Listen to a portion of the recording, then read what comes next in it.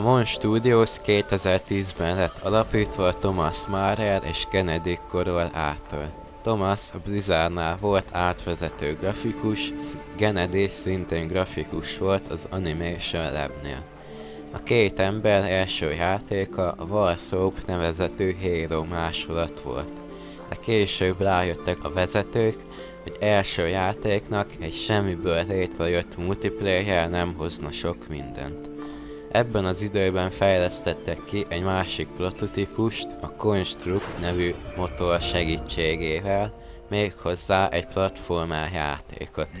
De rájöttek, hogy kiadó nélkül nem nagyon fognak tudni sikereket elérni.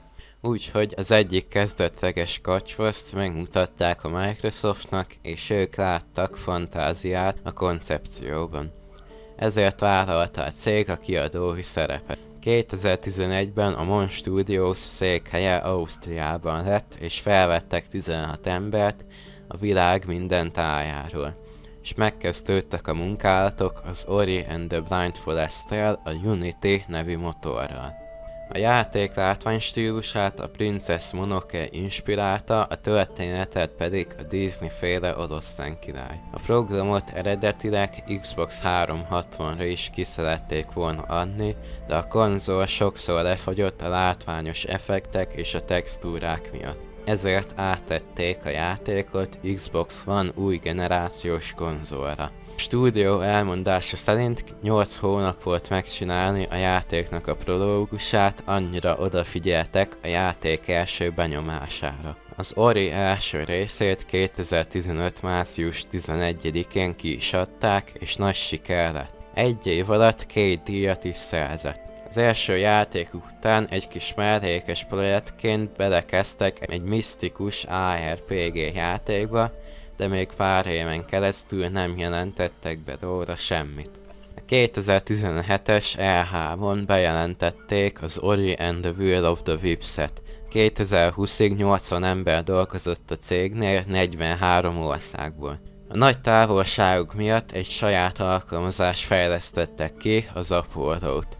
Az Ori első rész után 5 évvel megjelent a folytatása, ami fejlődött játékmenetben, történetben és látványban is. A cég együttműködött a San Diego állatkerttel, hogy a közönség válassza ki az újszülött bagoly nevét, és az emberek a Kuro nevet adták neki.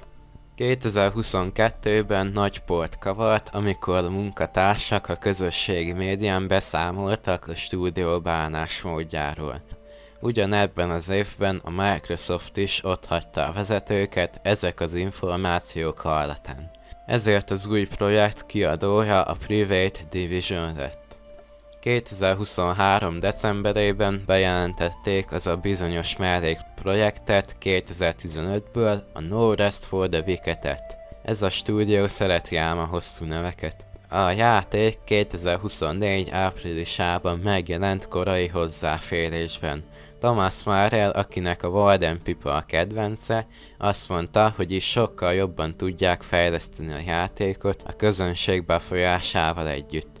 2025. márciusában bejelentették az egyik frissítés bemutató videóban, hogy a Take-Two eladta a Private Division-t, és ezért már ők nem tudják támogatni a projektet. Ezért a Mon Studio most 2025. szeptemberében is saját maguk csinálják a játékot, semmiféle befolyás nélkül. 2025-ös adatok szerint a két Ori játékból 15 millió eladott példány lett.